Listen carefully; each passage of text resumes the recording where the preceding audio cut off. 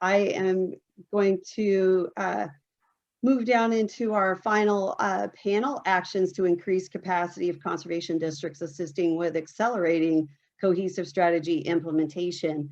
And our first speaker is Steve Goldman. And Steve, I'll go ahead and put it over to you. I do know that Terrell has to leave early, so let's please try to keep it as close to the 15 minutes as we can. Thanks much. Okay, well, good morning. Can you hear me? Yes. All right, great. I will try to share my screen, so stand by here. I like the truck in the back. That's always. Thank you. Nothing like a fire engine in winter. Exactly. Okay.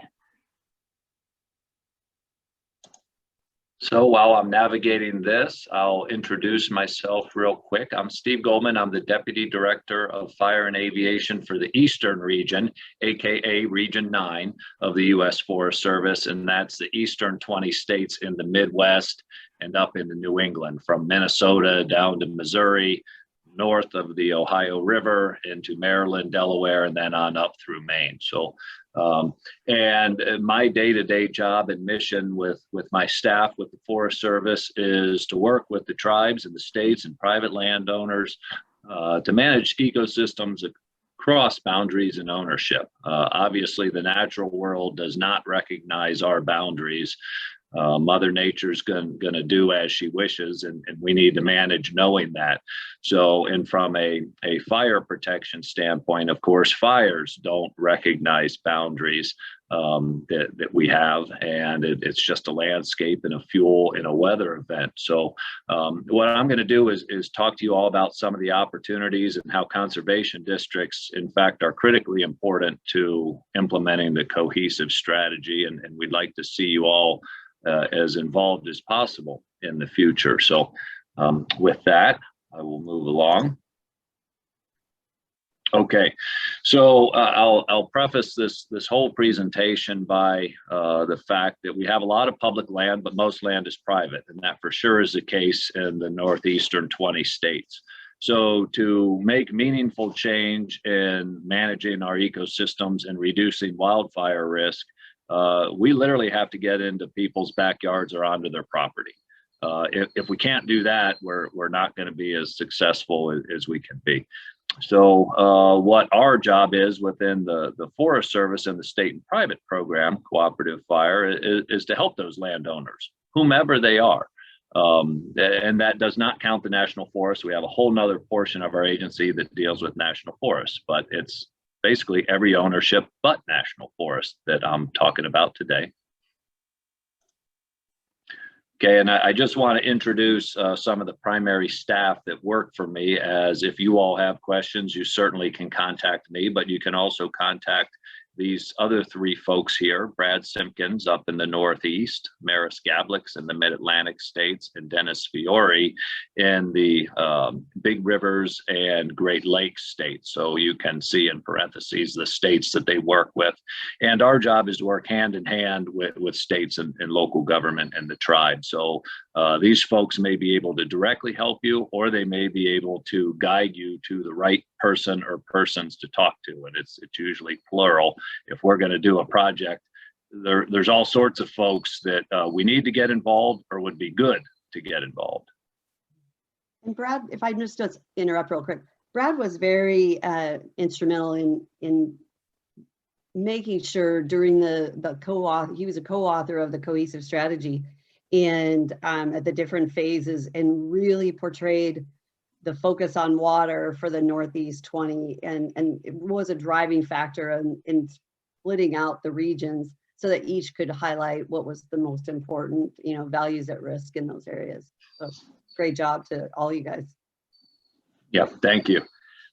So I'm going to use my own home as an example for wildfire risk. I'm not going to talk a lot about the ecology of our ecosystems where fire plays in. Others have covered that quite well. So I'm going to stay a little more on the risk side. And you can see in this slide, there's a little area highlighted in black in northern lower Michigan. That's the little town of Mayo. There's one stoplight in this county. That's where I live. That's where I'm coming to you from. And it's dead in the bullseye of the most at-risk community in the state of Michigan. Now, this map was created from a website that anyone can access, wildfirerisk.org. So from a perspective of where do we need to treat our landscape to reduce wildfire risk, this is one of many tools that any person can go to, a homeowner, a conservation district, the U.S. Forest Service, a person like me, and say, hey, what's going on in this area, at least from a 30,000 foot view, what's the wildfire risk? And you can tell right here in northern Michigan and in the UP, there's some areas that are very much at risk, as well as you can see all the color in Wisconsin just from this screenshot.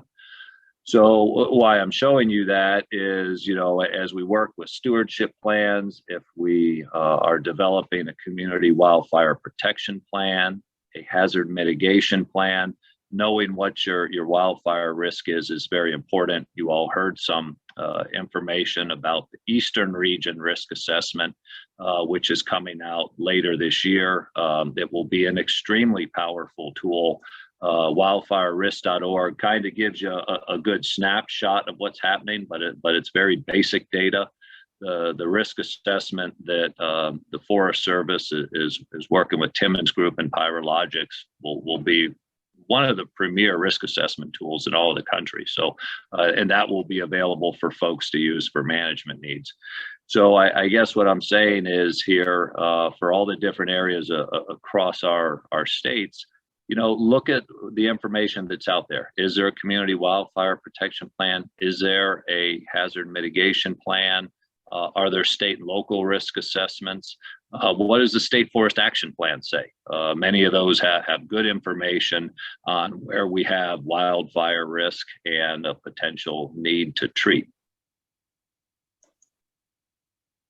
Okay, so conservation districts. I've worked with many local governments throughout the different positions I've had with the Forest Service, and local governments, they know the land and they know the people better than anybody. And so to me, they're one of the first places to go to find out who to talk to and also leverage resources to get the job done. Oftentimes what the Forest Service does, and a lot of what I do from day to day, is try to find the funding resources to actually implement. So we need the conservation district's help. And as I said before, we literally have to get into people's backyards or onto their property to help them manage their land and reduce their wildfire risk. Also a conservation district, we have millions of landowners. It takes someone to help coordinate that. You can't have that many individuals trying to act on their own. So a conservation district is one of those local entities that can help pull that together. Even for a local ranger district or a local or a state DNR agency, they need help coordinating what needs to be done on the ground.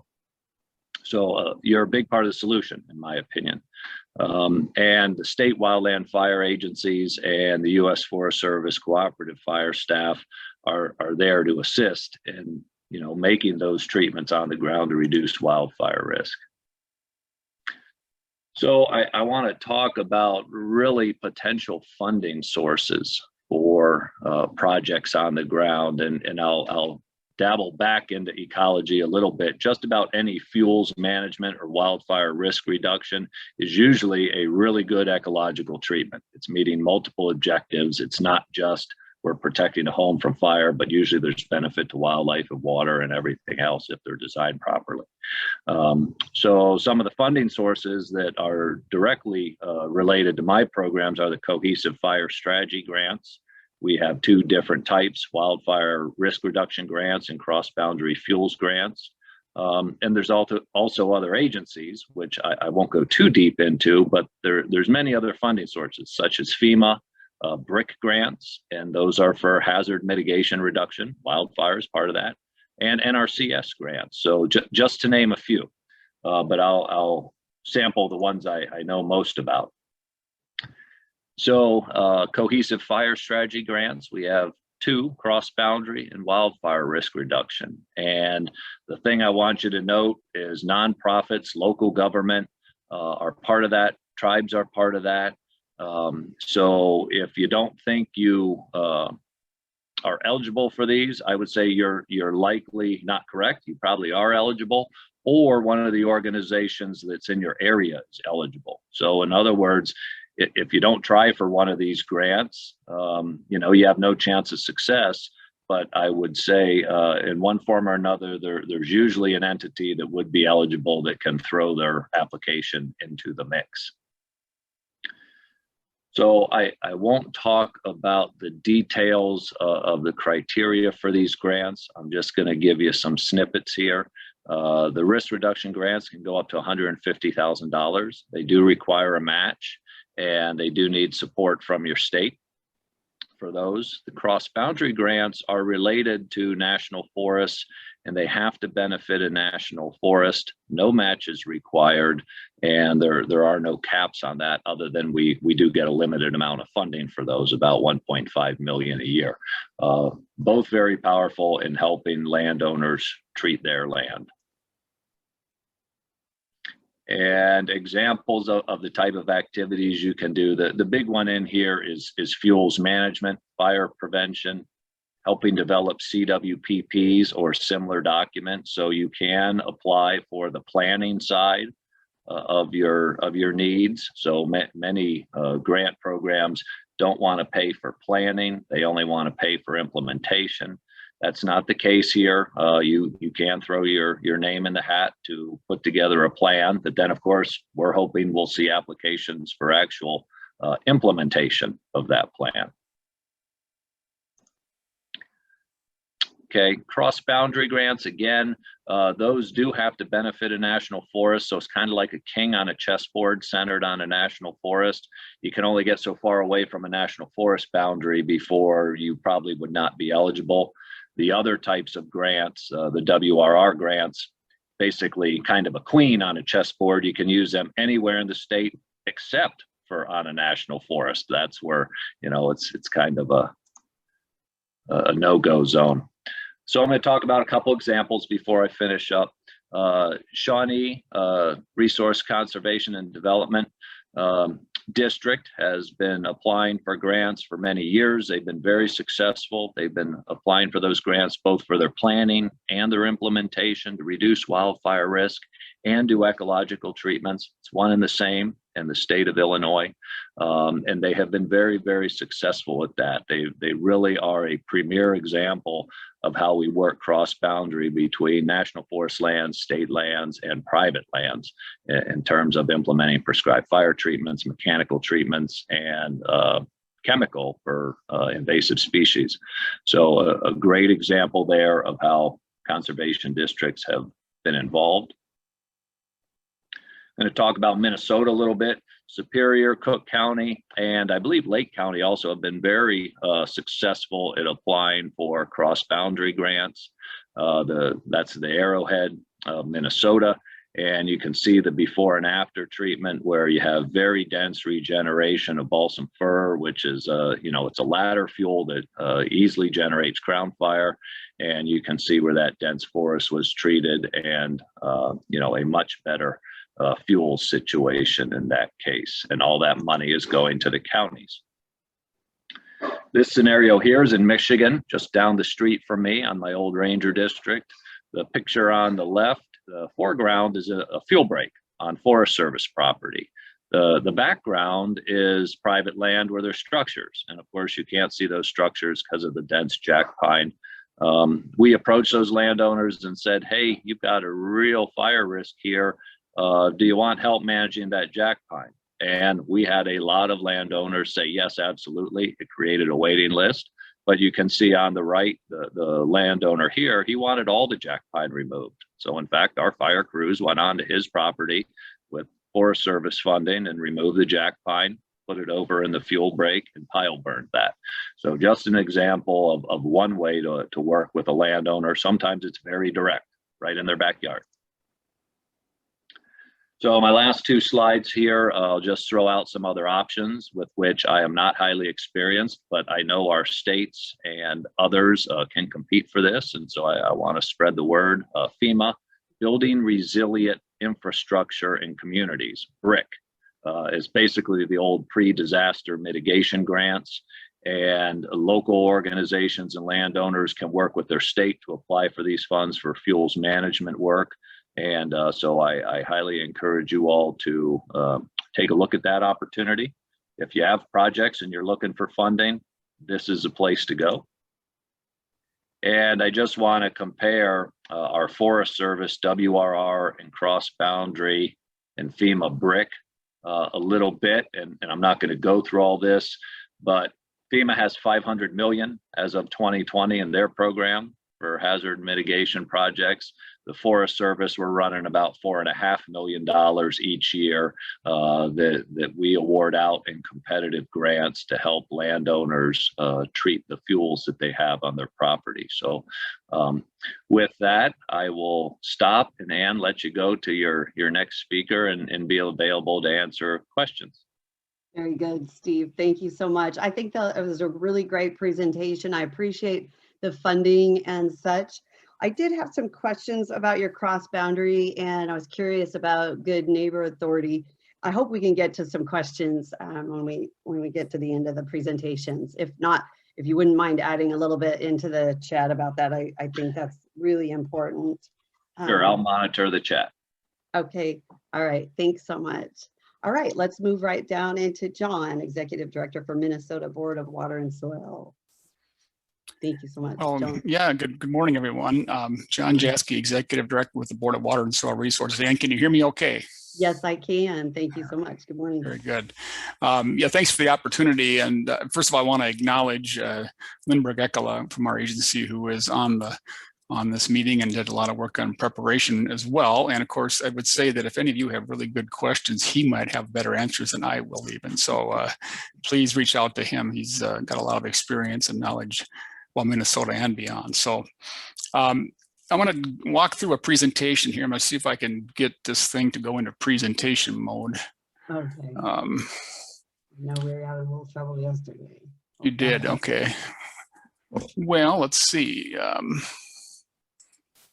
Seems like it wants to try going, but it doesn't want to really go. Let's see what we do here. Well, you know what? Maybe I'll just go through and you can see my notes too. That way you'll learn things that even I probably haven't fully digested yet. So that'll be just fine. Yeah, so in Minnesota, I'll just give a bit of background on the agency. You know, Leanne referred to us, and I want to just highlight that, you know, I think a couple of things others have said are going to be things that I'll also mention. You know, Carl talked about the watershed approach in Maine. Minnesota has got a very much a watershed approach that we'll be highlighting as well. And forestry is a key part of that, and at least in a good chunk of our state.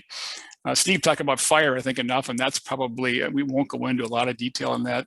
You know, that's not something our agency does directly, and our soil and water conservation districts don't, you know, do fire management, you know, as a singular thing. They may do it as part of a combination of services to private forest owners, as a combination of conservation, you know, and habitat, as well as, you know, some production or revenue generation. And then fire, of course, is a piece of that as well when it comes to certain situations. So just on Clayton's remarks regarding the SFIA, you know, these agreements that basically say, you know, set your land aside and don't develop it, right?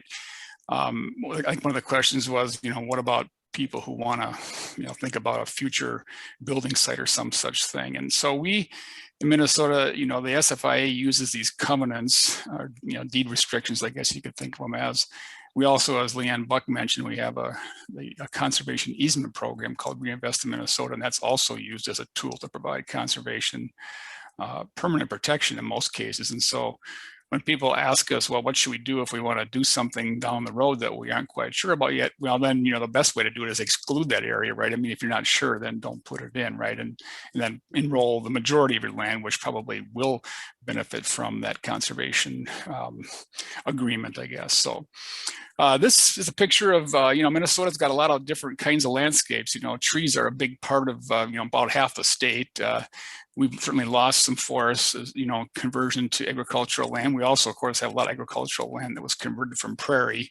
And so our state has a very diverse, you know, landscape, I guess, from just to start with, right? And what we're going to try and put back in both of those landscapes, of course, varies. And we don't want to put trees where we want the prairie. We don't want to have the grass encroaching on the trees. We got some places in between that are a mix of that, right? And both urban and rural areas have those types of settings, right? So we're here to talk about forestry. And so I want to show you a picture here of this is a lot of lakes in Minnesota, or at least in parts of our state. Some states or some parts of our state have lots of lakes, some have zero, some have lots of trees and forests, and some have none. I mean, it's real different. So we, of course, on our forest work, focus mostly in the northeastern part of our state, a little bit also in the southeast. Go click to the next slide here if I can get it to go. We've got about 10 minutes left on this. Yeah, I am not.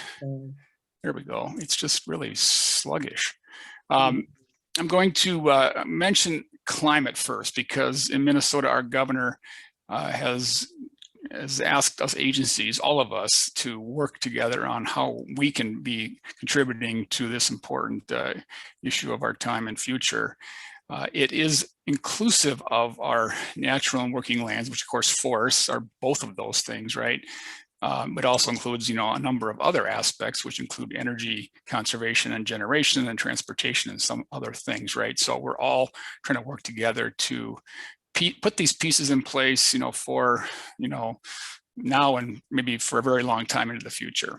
And forest management is a key part of that, both reforestation in areas where that's possible, and also management of the timber and the life cycle aspects of that are critical as well. And we've got, as I think maybe Leanne probably already told you, we've got soil and water conservation districts. We've got 88 districts and 87 counties, so we've got statewide coverage on all of that.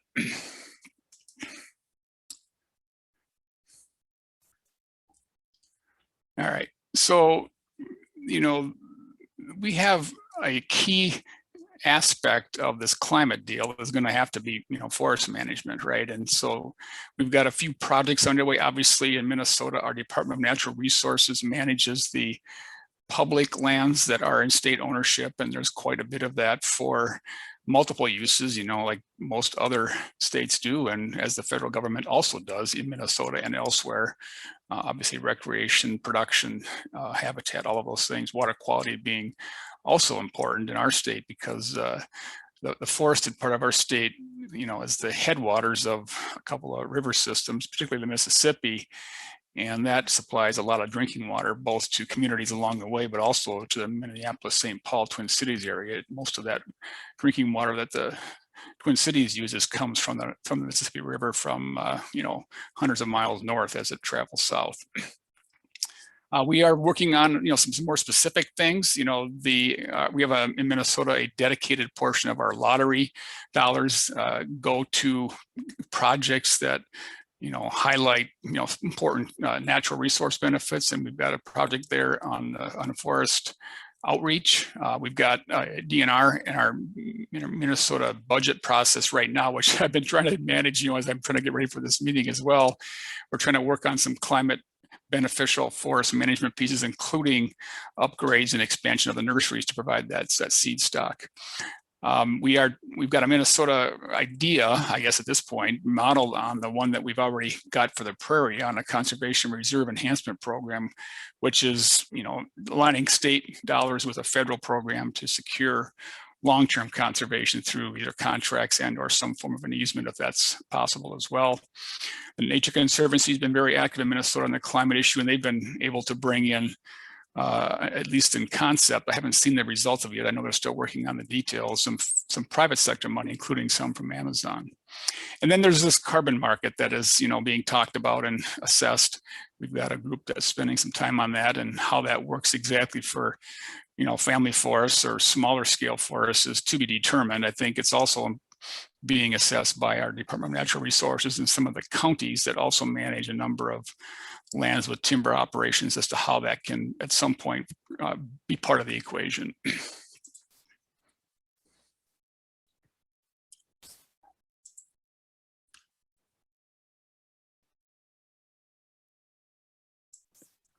And John, unfortunately, your slides are not advancing, so we'll plan on doing a recording of your presentation in full after our event, and we'll post that online then. Yeah, that sounds good. Thank you. I'm not sure why that is. It's maybe Yeah. and if you wanted to try and do it, it's probably not going to be possible at this point to move those, No, but it's I just wanted to make sure. I heard you clicking. I didn't want you to okay. think that it was moving ahead and not tell you. So So you're still stuck on slide number 1? yes, we are. No Wow. worries. Keep going. You're doing a great Okay. job. Well, I thank just you. wanted you to know. Yeah, Okay, well, I appreciate that. good. You know, and a couple of other things I'll mention then, you know, we've got goals for forestry that are, or reforestation that are, you know, statewide, I guess, in some way, but more importantly, and I wish I could show you the picture of our watersheds, and I'm sure Lindbergh can provide the, if you don't have it already, Ann, the presentation with in a PowerPoint, or maybe more likely a PDF format that would work better. But we have 80 some odd watersheds that have been broken down into about 60 that have been organized into these planning units, right, that allow us to identify the most important areas to both protect and restore for various water quality purposes. And that includes a really well-developed mechanism to show how forestry and forest re-establishment or protection, depending on the circumstances, can provide that water quality benefit, both for the surface water. I talked about the Mississippi River, but we've also got a lot of aquifers that provide drinking water as well.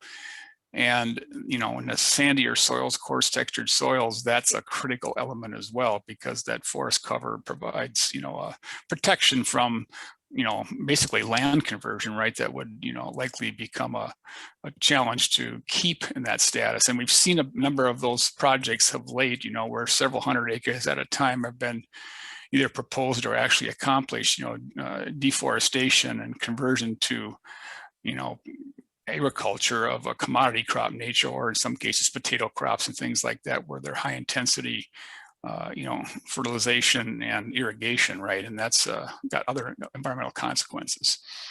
And then let me just finally end with this. You know, in Minnesota, we've got the soil and water conservation districts who've brought staff on board as foresters, and sometimes in a shared fashion. As I mentioned, you know, each county in Minnesota that has a soil and water conservation district, and they're operated as a, you know, independent unit of government, elected officials, of course, and so they've in some cases chosen to share staff. You know, and the forestry example is one. You know, also in some of the supporting areas that help forestry work go well, and that is some of the GIS information that we now, of course, use every day in this field. That's also been a shared experience. I think worked pretty well, where they can find somebody who can help more than one district at a time. Our state agency, again, along with our Department of Natural Resources, is working on this private forest management endeavor, you know, as we have in the past, and we hope to grow that in the future.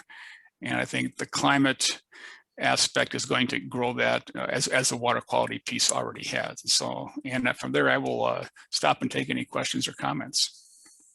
That sounds good. We'll go ahead and do questions after Terrell. But thank you so much for going through that, John. I know it's really frustrating when the slides aren't going ahead. And if we had more time, if at the beginning of this, I would have certainly pulled it right up and shared it with everyone. It will be available online as well, so folks can go to it afterwards. I really like the fact that the way that Minnesota manages by the watershed level is critical to trying to get ahead of this and really addressing the population demands that you have in the Northeast. So I really like what you had to say. With that, I am going to go ahead and turn it over to Terrell. She is on. I think we've got her still. There she is. Thank you so much. And I do not have a PowerPoint, so you're going to have to see my smiling face. Thank you, Ann, and good afternoon, all. Thank you for this invitation and for the wrap-up presentation opportunity as well. So NRCS is divided into the nation into 4 regions. I'm Terrell Erickson, Natural Resources Conservation Service, Regional Conservationist of 14 states of the Northeast. So it begins in Maine and goes down to West Virginia and then over to Ohio and Michigan. So I'm going 4th year on the job. Just before, I was the head of ecological sciences for the agency for 7 years. So I've been with NRCS for about 25 years now. So as a wrap up, some thoughts about wind, water, and wildfire. NRCS, of course, works on private lands at the local level. And much of the conversation today and yesterday has been about federal land work. So I want to talk a little bit about that important 70% of our landscape piece. And I can speak to a bit about one NRCS conservation districts and partners, such as you do and can do in the Northeast for flurries, floods, and fire. So as Chris French said in his opening comments yesterday, we are at a critical moment to move the needle on climate change, get our strategies for not just responding, but building resilience. We need to create our strategies and take action across all land ownerships and land uses. Storms and fires know no boundaries. That's been talked about here. So collaboration and planning across all lines will be key. So what is NRCS doing? And in terms of response, there are a couple things here. In 2020, all NRCS state offices updated their emergency recovery plans and posted them to their NRCS websites. These ERPs contain specific procedures for implementing emergency recovery measures in the event of a natural disaster. So all sponsors, including conservation districts and our partners, are encouraged to review these plans and help us with them as we update them over time. Also in November 2020, we updated our emergency watershed protection program policy to give state conservationists more flexibility and authority to extend projects up to 18 months from the day of the disaster. This has really helped us quite a bit to give that responsibility to the state. NRCS is in the process of developing a national sponsors guide. This guide's going to help inform our district partners on how EWP program functions and then how to better access our services at the local level. So that's going to be really important, I think, for all of you. So be on the lookout for that. There's also a new piece of legislation called the Match Act, which would make some changes to EWP to address local match challenges that you all often encounter and for the necessary mitigation work to take place. So I do want to speak to our unique role. NRCS has a unique role, not only in response, but also in planning in advance for resiliency in our technical assistance and private land conservation work. Of course, foundational are our conservation practice standards and the Farm Bill programs, which run in the $2 billion, $3 billion range, right? So we have a lot of money, but we also have our foundation of conservation practice standards. So for flurries, for instance, after Hurricane Sandy, we not only helped with the emergency watershed program and cleanup, but also a longer term using floodplain easement program to buy properties and restore shorelines back to wetlands and coastal fringe areas. So riparian forest buffer, wetland restoration, aquaculture, shellfish restoration are all included in restoring our floodplains and our shorelines.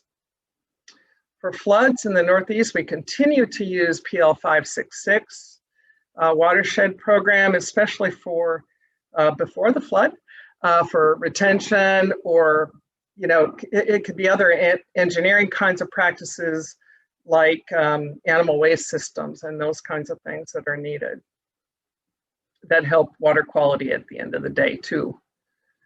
And then of course for fire, we have after fire practices, but most important are before actions that private landowners can take with our help, including vegetative practices such as forest stand improvement, brush management for invasive species control, and then of course after fire planting standards such as critical area planning, forest planning, and of course that forest planning being especially critical for carbon and climate change mitigation. So the bottom line, and I could talk a long time about how important our planning process is. And I think it's such a good process. I joined the agency 25 years ago because of it.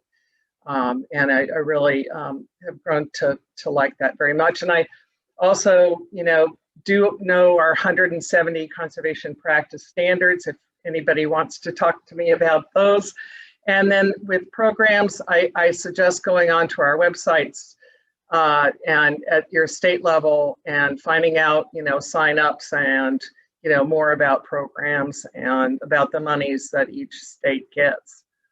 So the bottom line, conservation planning is key to our work now and in the future, and that's all of us, right? So thank you for your time today. And my email is terrell.erickson1@usda.gov. So reach out to me if you need to. Sounds good. Thank you, Terrell. Would you go ahead and put that in the chat? And I think I certainly can. You bet. Thank you so much. I appreciate that. And thank you so much for your presentation. I think it was very informative of NRCS and the support for implementation of the cohesive strategy and the things that you're already doing, the projects and such that you already have in place, and the funding streams that are there are already lend itself to all the goal areas of the cohesive strategy. And I want to go back to chat now and take a look to see if there were some questions in here.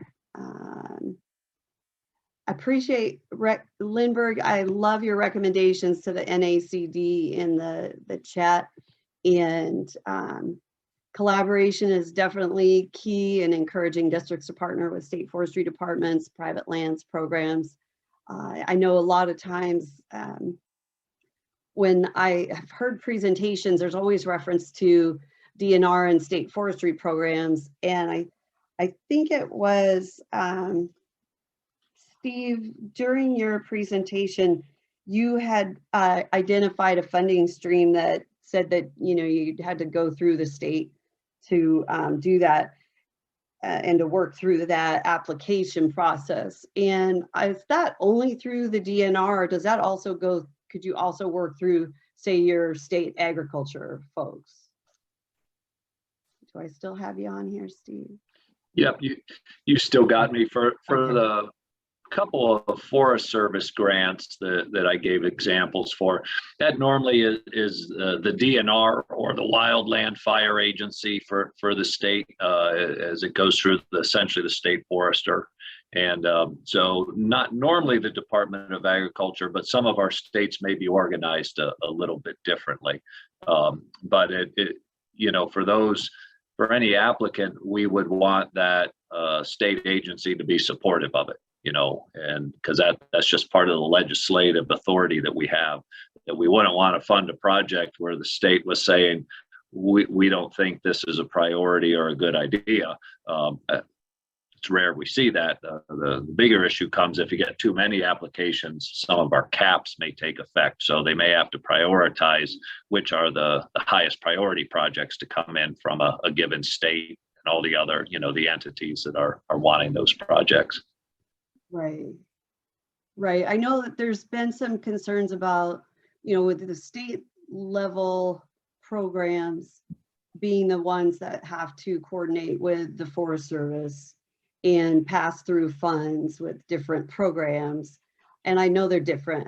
They're not all the same. And so that was where my question came from, is that a lot of the times state legislature looks only to the DNR, yet there's funding, or there's really more of a connection with conservation districts, perhaps with the agriculture folks Right. at the state legislative level. Yeah, and I'm sure NRCS is probably a bit different than the Forest Service authorities under the Cooperative Forestry Act. But again, any of the parties that are eligible can put together an application. All they really need is that state agency is giving a blessing of support, which is typically just a letter that they're aware that application is going to come to the Forest Service for a particular project. Gotcha. So it doesn't have to necessarily be the state DNR or. No, the actual applicant does not have to be the state at all. But we would not want an application coming in that the state wasn't aware of and that they didn't support. That would not be something we would want to fund. But the applicant often is not the state. Gotcha. Okay, and there was another question in here for you, Steve, similar to the question that she'd asked yesterday from Jennifer. Thank you for putting in here. Can you speak to proposing grant-funded projects to cover costs of remotely sensed data collection, stereo aerial photography, LiDAR? Foundational data are key to the assessment, planning, and monitoring activities done for most projects, particularly landscape. So the short answer is yes, we can fund that in our grant applications. We do pay for planning as well as implementation work. Sometimes depending how competitive of a year it is, those implementation projects typically are rated a little bit higher. Everyone likes to see something on the ground. But the reality is I've seen many of those funded, and oftentimes then the next generation or derivation of that is an implementation project based off a planning effort, such as a CWPP that we funded in a prior year. So don't be shy, throw your name in the hat for those. And Callie, I noticed your comment in the chat. Thank you so much about prescribed burning through NRCS, and I want to get into that conversation about prescribed fire and the liability. Callie, if you're on, would you want to ask your question and comment on that?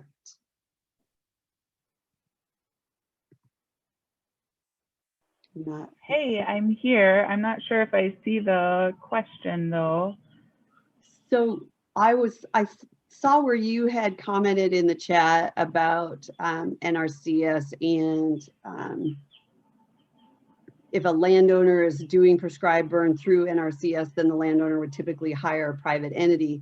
Through the leadership of our NRCS state wildlife biologist is beginning the process of creating a state prescribed burn plan for our field office staff to be trained and have more ability to assist landowners with prescribed burns.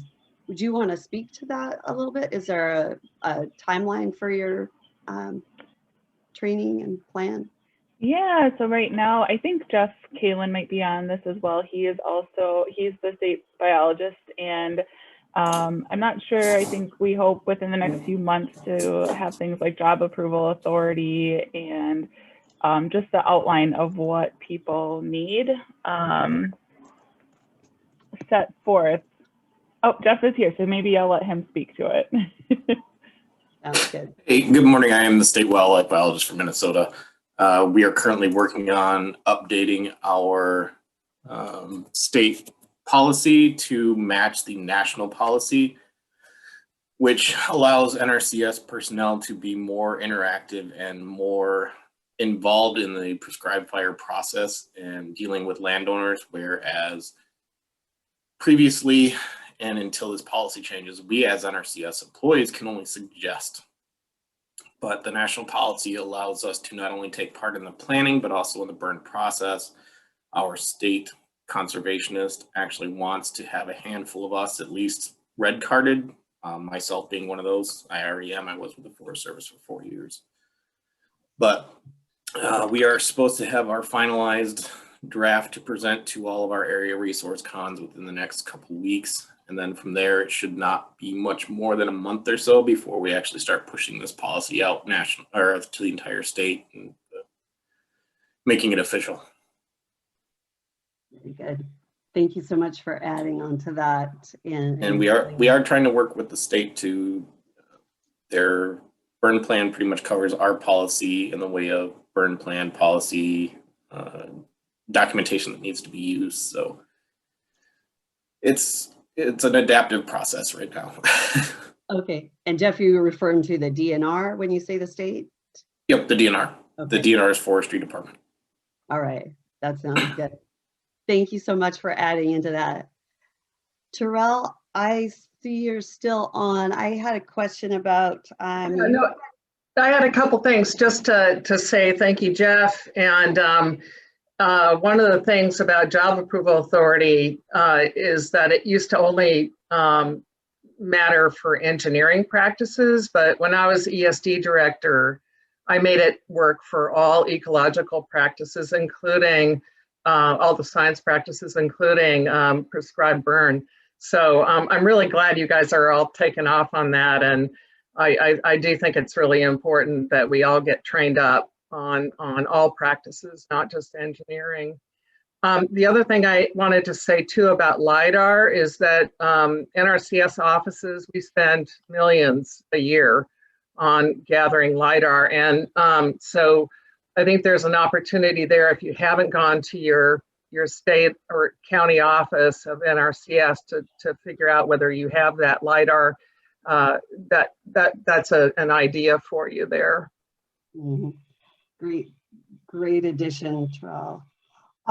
Training is definitely a big piece, and what I've heard in some of the conversations with folks planning this session, that the post-recovery, a lot of the times the conservation districts don't necessarily have just the specific type of technical or engineering experience to address a particular disaster event and the damage on the landscape. So I have heard that there was a need for additional training in addition to the prescribed fire work and such. Terrell, I did have another question for you, and that was, you mentioned a national sponsors guide, and was there any type of timeline that when you expect that to be out? I think that's a really big piece, would provide a lot of education to folks. Yeah, no, really good point. And I don't know the timeline, but I'll check with our EWP person and see what the timeline is. And I can get that back to you and you can send it out to the participants here. Okay, I think that sounds fantastic. Some of the other regional conservationists said that NRCS has the ability to do waivers and expedite projects in recovery. I so wish other federal agencies had those. I don't believe the Forest Service has that. Steve, am I correct? On some recovery funds? Yeah, I can't answer that directly. We often have limited ability to react at that speed, I hate to say. Well, that was one of the things I brought up with Astor and James Tillman, other regional conservationists, that, with NRCS now being part of, implementation and accelerating the goals of the cohesive strategy, one of the key pieces is getting on the land immediately and starting restoration. The private landowner wants to do it right away. And it doesn't just, recovery doesn't necessarily fall within the time frame of when the funding's available. They're going to be working on their private land for the rest of their generations to come. So I really think that is one action that I will be recommending to NACD to help move forward with the federal agencies and sharing that ability to do waivers to get restoration done more quickly on the ground. Yeah, thank you. That's good. Okay. Thanks so much. And just a little bit on the prescribed fire implementation, that is really very situation dependent on the state and which agencies are involved in authorities. So that's one where both the state agency and an agency like the Forest Service can really work with the landowners and other local governments involved to try to find out how to best implement, because there's a lot of different scenarios. I'll just give one, which is a Forest Service cross-boundary grant is normally one that is, near or adjacent to a national forest. In those situations, the U.S. Forest Service doesn't have to, but if the property owner goes into agreement with us, we could implement that prescribed burn, where in other areas, the Forest Service may not have jurisdiction. It might have to be the state, or the landowner themselves may hire a private contractor to do that. But each state has different laws and authorities that may put some limitations on that. So it's it's very important to work through that process depending what your scenario is.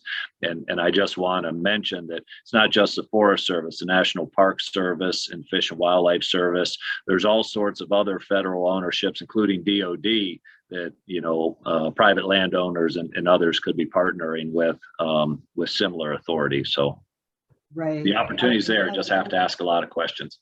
Well, and that's it. And I see a lot of comments in the chat about your commenting in your presentation about red carding. And if folks don't understand what that is, it's a fire qualifications card, basically positions within the fire organization, and it's not just limited to fire. That type of structure is used for all response or all hazard response, if I'm not mistaken. One of the things Gail asked in here was who would be sponsoring your red cards. So if a conservation district person has expertise, say, fire behavior analyst, who would sponsor them? Is it the local fire department? Yeah, that typically would come up through the state Wildland Fire Agency, DNR. That's how that would work. And each state's a little bit different how they handle that, but that is one of the routes. The Forest Service does have some ways of carding folks, but typically we wouldn't support a broad program like that just within the Forest Service. It would be the state DNR. Gotcha. And I see that Jeff, I appreciate you putting that in there. Still working on that part. I've reached out to the Minnesota Interagency Fire Center. So thank you. It is a really key thing for folks that weren't on yesterday. A lot of the folks in the Northeast that are fire qualified are helping out other parts of the country on all sorts of disasters, and including COVID response. So it really is a system that we need more people to engage and get qualified for whatever their specialty is. It is just becoming, the demand is much greater than what we have right now in the resources. So going back to the chat from Denise to Terrell, if we still have you on, do you see an opportunity to include this work as an RCPP project? Sorry if I don't have that specific, and we may have already lost her. No, I'm here. and so I don't know exactly, Denise, what you were talking about, but I do think RCPP is a really, we can be creative with that program and think outside the box. And I'm thinking a lot about climate change situations and what we can do, but forestry is definitely in there. And so I definitely think that all of you should look at RCPP and the opportunities that you could do to do restoration and even response work. Okay, that sounds great. Thank you, Terrell. Leanne, yes, your question, your comment in chat, with the increased wildfires across the country, are we seeing state legislatures updating their laws, for example, as it pertains to prescribed burns and liability issues? Yes, New Mexico, I believe, has already passed theirs. I think Idaho has one, and Oregon is talking about it. Not sure if they're going to get it done before they're done for the year. So yes, there definitely is an increase in state legislatures looking at the laws. Yeah, and there's also federal legislation pending. I don't know about the chance for success, but there's a National Prescribed Fire Act that would also greatly support increased use of prescribed fire across the country, both from a funding and a liability standpoint. So we'll Right. just see how that plays out. I think you bring up a really good point, Steve. I know that there is a little opposition to it.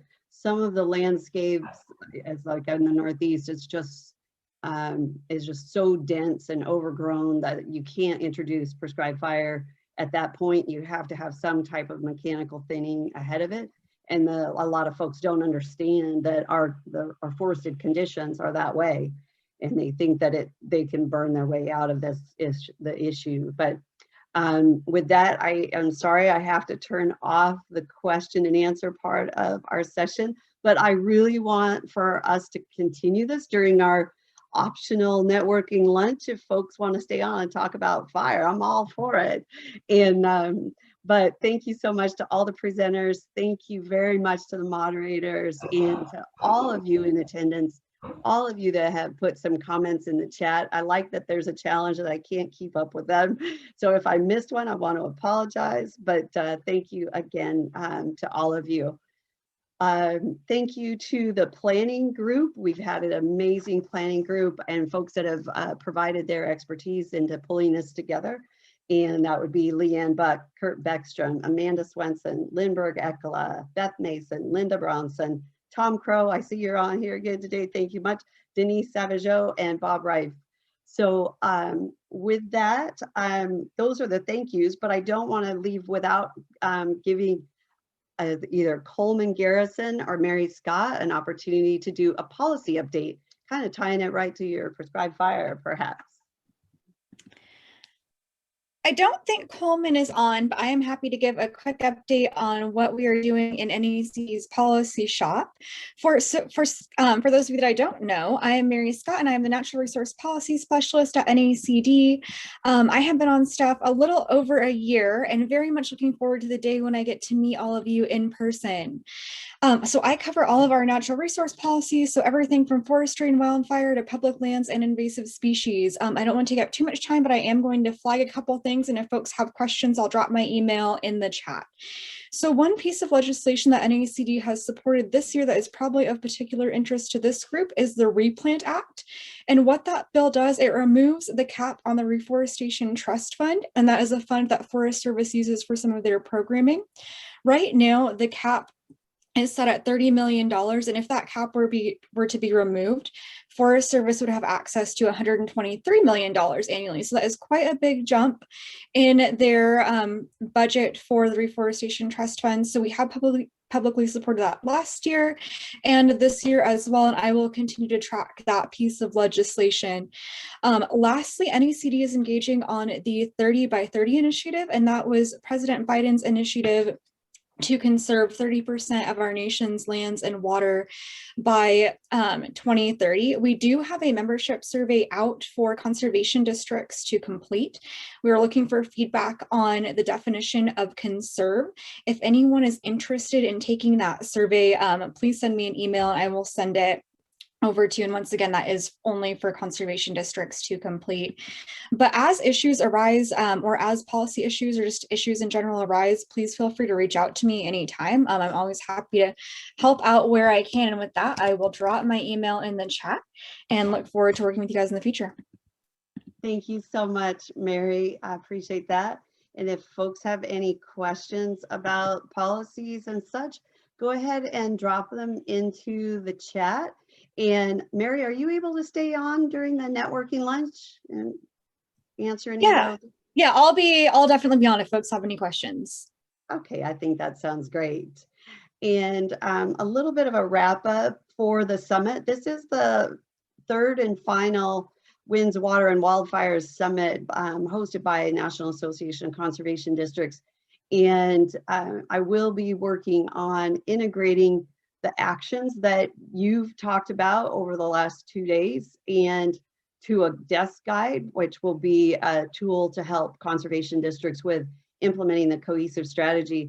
A lot of the discussions and the things that folks mentioned as far as resources that they use will also be in the desk guide, and that'll be hopefully available not too late into the summer.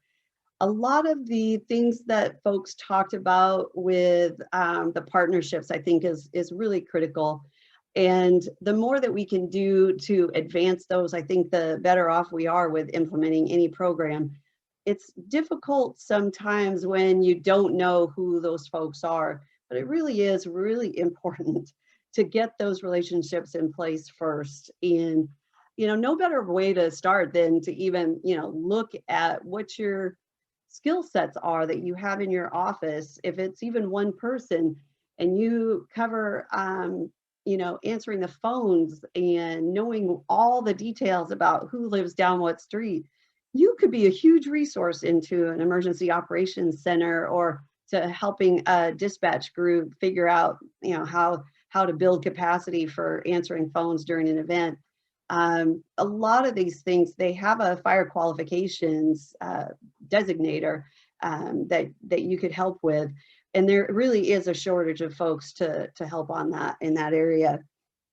I love how the network came together with the presentations on the resilient landscapes and identifying priorities.